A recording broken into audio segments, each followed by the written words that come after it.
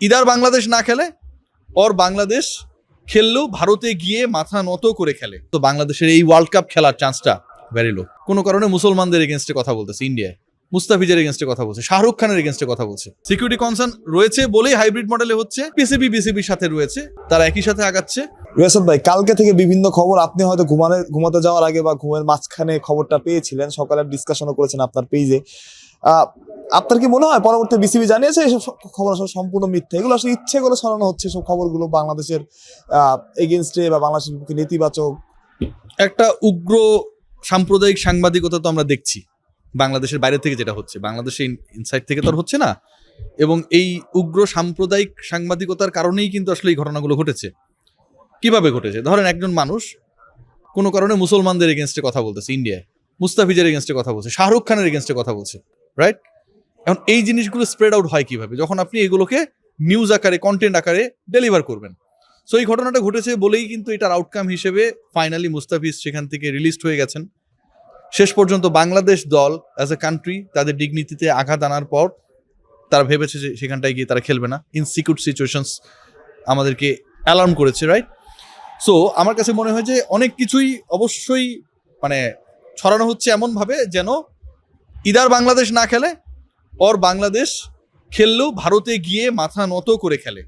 এই ব্যাপারটা ইনশোর করার জন্য অনেকেই চেষ্টা করছে, অনেকেই এই পুরো প্রোপাগান্ডার মধ্যে রয়েছে, এটা আমার বিশ্বাস। রিয়াসাত ভাই, যেমনটা বলছিলেন আসলে অনেকেই চেষ্টা করছে, এবং কালকের নিউজটা আসলে মানুষকে বিভ্রান্তির মধ্যেও ফেলে দিয়েছিল যে আইসিসি জানিয়ে দিয়েছে, তার মানে তো বাংলাদেশ খেলতে পারবে না। মানে ব্যাপারটা কি ইচ্ছে করেই করা কিনা অনেকটা? মানে আমি সবচেয়ে বড় ব্যাপার কি, আমি আমার প্রেসিডেন্টকে আমি বিশ্বাস করতে চাই। আমিনুল ইসলাম বুলবুল যে স্টেটমেন্টটা দিয়েছে যে এরকম কোনো ঘটনা ঘটে নাই, অবশ্যই আমি বুলবুল ভাইকে ট্রাস্ট করি রিগার্ডিং দিস ইস্যু। এবং আমাকে আমার প্রেসিডেন্ট যখন এটা বলবে, বা আমাদেরকে আমাদের প্রেসিডেন্ট যখন এই কথাটা বলবে যে আমরা এরকম কোনো ধরনের ঘটনা আইসিসির সাথে আমাদের হয় নাই, তখন নিশ্চয়ই কোনো নাম প্রকাশ না করে রিপোর্ট যেখানটাই হোক না কেন, যে রিপোর্টার করেছে তাকে আমার ট্রাস্ট করার কোনো দরকার নেই। এবং যেহেতু আমার প্রেসিডেন্ট বলছে এরকম কিছু হয় নাই, আরেকটা ওয়েবসাইট বলছে যে এরকম কোনো কিছু হয়েছে, তার মানে তো ইচ্ছাকৃতভাবেই তো এই নিউজগুলো ছড়ানো হচ্ছে। আপনার কি মনে হয় কোনোভাবে একটা খেলার মধ্যে বাংলাদেশে ঘোরানো হচ্ছে? কারণ একই ধরনের ওয়েবসাইট থেকে আগে আমরা খবর দেখি যে আইসিসি রাজি, আবার ওই ধরনের ওয়েবসাইট থেকেই খবর দেখছি যে আইসিসি রাজি না।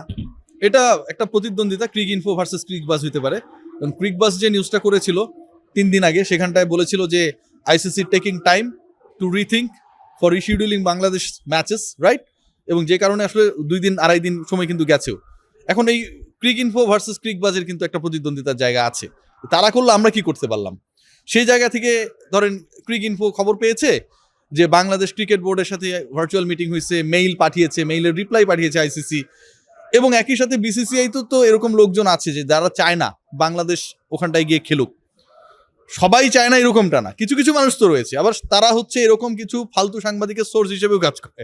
সো এটাকে তো আপনি আসলে নাল অ্যাভয়েড করতে পারবেন না কোনোভাবে। যে ওই একটা গোষ্ঠী, যে গোষ্ঠীটা চায় না আসলে বাংলাদেশ বিশ্বকাপ খেলুক, আপনি বলছিলেন ওনারাই কি আসলে স্বার্থটা হাসিল করার চেষ্টা করছে কিনা এক্ষেত্রে, যে বাংলাদেশ না খেলুক, আমরা 19 দল নিয়ে বিশ্বকাপ খেলি? 19 দল নিয়ে তো আলটিমেটলি হবে না, কারণ যেই ফরম্যাটে খেলা হবে হয়তো আরেকটা দল এখানটায় ঢুকে যাবে। এর আগেও আমরা দেখেছিলাম আন্ডার-19 ওয়ার্ল্ড কাপে কোনো একটা দল যখন খেলে নাই, বাংলাদেশই সম্ভবত হয়েছিল, সেখানটায় আপনার পরবর্তীতে অন্য আরেকটা দলকে সুযোগ দেওয়া হয়েছে। সো বিশ্বকাপ 20 দলেরই হবে। এন্ড অফ দ্য ডে বাংলাদেশকে কেন্দ্র করে, বাংলাদেশিদের কেন্দ্র করে যে ধরনের কথাবার্তা বলা হচ্ছে, এই কথাবার্তাগুলো কিন্তু আসলে খুব ইনভ্যালিড আমার কাছে মনে হয়। কারণ আপনি এই ওয়ার্ল্ড কাপটা হাইব্রিড মডেলে কেন হচ্ছে? হাইব্রিড মডেলে ওয়ার্ল্ড কাপ হচ্ছে কারণ নিরাপত্তা কনসার্ন রয়েছে, সিকিউরিটি কনসার্ন রয়েছে। সিকিউরিটি কনসার্ন রয়েছে বলেই হাইব্রিড মডেলে হচ্ছে, একাধিক ভেন্যুতে হচ্ছে, এবং পাকিস্তান ভারতে খেলতে যাবে না। তো সেটা যদি হয়ে থাকে তাহলে সেটা তো একইভাবে বাংলাদেশের জন্য অ্যাপ্লিকেবল। পাকিস্তানের যদি কনসার্ন থাকে সিকিউরিটি নিয়ে, সেটার জন্য আপনি যদি তাকে আলাদা ভেন্যুতে খেলান, বাংলাদেশের একই কনসার্ন থাকলে আপনি বাংলাদেশকে আলাদা ভেন্যুতে খেলাবেন না। এবং এটা তো খুব ভিজিবল কনসার্ন মুস্তাফিজকে কেন্দ্র করে যা হয়েছে। পাকিস্তানের স্ট্যান্ডটা এখন কি হবে? বিসিবির সাথে রয়েছে ফর্মালি আসলে এই অ্যানাউন্সমেন্টটা দিলে এটা নিয়ে অনেক ম্যাসাকার হওয়ার চান্স রয়েছে। আমি মনে করি বিসিবি তারা একই সাথে আগাচ্ছে। পিসিবির সাথে বিসিবির যোগাযোগ, মাহসিন নাকভির সাথে আমিনুল ইসলাম বুলবুলের যোগাযোগ আছে বলে আমার কাছে মনে হয়। তার মানে নাকভি বাংলাদেশের পাশে আছে বলে আপনার মনে হয়? নাকভি বাংলাদেশের পাশে আছে, কিন্তু আসলে বিশ্বকাপকে ঘিরে আসলে যারা সবচেয়ে বেশি নাক গলায় তারা তো বাংলাদেশের সাথে নেই। So that is concerning. ভাই, যেমনটা বলছিলেন অনেকগুলো কনসার্নের ব্যাপার আছে, এখন আসলে কি হবে? মানে বিভিন্ন জায়গাতে বিভিন্ন খবর শুনছি, আসলে শেষমেশ কি হবে? মানে বিশ্বকাপ বাংলাদেশ যাবে না যাবে না, আপনার কি মনে হয় আসলে? বা বিশ্বকাপ ছাড়া বাংলাদেশ হবে না, আইসিসি কি সিদ্ধান্ত নিতে পারে? পরের আউটকামটা কি? পরের আউটকামটা আমার কাছে মনে হয় it's going to be very difficult to say right now, but যতটুকু আমরা আজ পাই তাতে মনে হয় যে আসলে বাংলাদেশের হেড অফ স্টেট থেকে শুরু করে সব জায়গার যে মনোভাবটা, স্পোর্টস অ্যাডভাইজার থেকে শুরু করে বিসিবি প্রেসিডেন্ট, সাধারণ মানুষ, গণমাধ্যম, সবার যে মনোভাব যে এইভাবে আপনার ডিগনিটিকে আপনার কেউ হচ্ছে কিক আউট করে দিবে, হ্যাঁ, কেউ ওটাকে পদদলিত করবে এবং তারপরে আপনি মাথা নিচু করে বলবেন ঠিক আছে আমার আত্মমর্যাদার থেকে 4টা ম্যাচ ইন্ডিয়া গিয়ে খেলাটা বড়, সেটা নিশ্চয়ই বাংলাদেশ করবে না।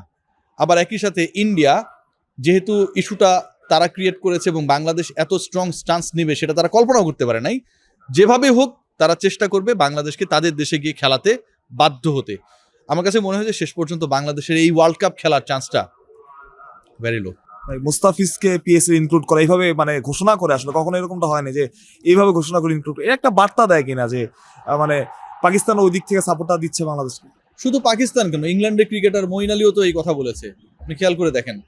মানে বিভিন্ন দেশের যে বড় বড় ক্রিকেটাররা রয়েছে তারা এখন পর্যন্ত যে বক্তব্য দিয়েছে এবং ইন্ডিয়ার যে ক্রিকেটাররা রয়েছে তারাও এখন পর্যন্ত যে বক্তব্যগুলো দিয়েছে, প্রত্যেকের বক্তব্যে কিন্তু আসলে একটা ব্যাপার খুব ক্লিয়ার, প্রত্যেকের বক্তব্যে একটা ব্যাপার ক্লিয়ার যে বাংলাদেশের সাথে যেটা হয়েছে সেটা ইনজাস্টিস। এবং বাংলাদেশের সাথে যেটা হয়েছে এটা ইনজাস্টিস শুধু কি পাকিস্তানি ক্রিকেটার বলছে, শুধু কি পাকিস্তান ক্রিকেট বোর্ড বলছে, ভারতের অভ্যন্তর থেকেও তো এই বিষয়ে আলোচনা হচ্ছে। শশী থারুরের মতো রাজনৈতিক ব্যক্তিত্ব এইসব নিয়ে কথা বলছে, তাদের দেশের ক্রিকেটাররা এইসব নিয়ে কথা বলছে। সো বিষয়টা যেটা আমার কাছে মনে হয়, কারো যদি ক্রিকেটিং বিবেক থাকে, স্পিরিট থাকে, প্রপার ফিলসফি থাকে, তাহলে সে কোনোভাবে এটাকে সাপোর্ট করবে না।